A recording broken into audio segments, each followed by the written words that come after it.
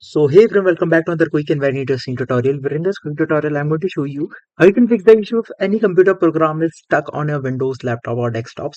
How you can fix that without restarting or without forcefully restarting. Now, in order to do it, for example, let's say if I'm using my control panel and it is stuck.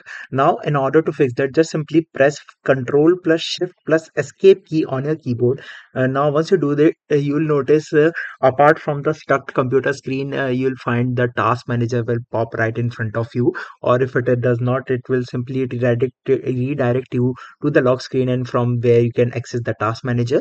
Now here, just simply select the software that have been stuck. For example, if I in this list search for control panel, right there I can just simply right click over there, and here you need to simply click on this option of end task, so the stuck application will stop running and it will solve your problem easily without restarting your computer. Alright, so that's it for this tutorial. I hope this video will be helpful for you. Make sure to hit the like button and subscribe button for more such helpful and interesting tutorials. See you in the next one. Take care.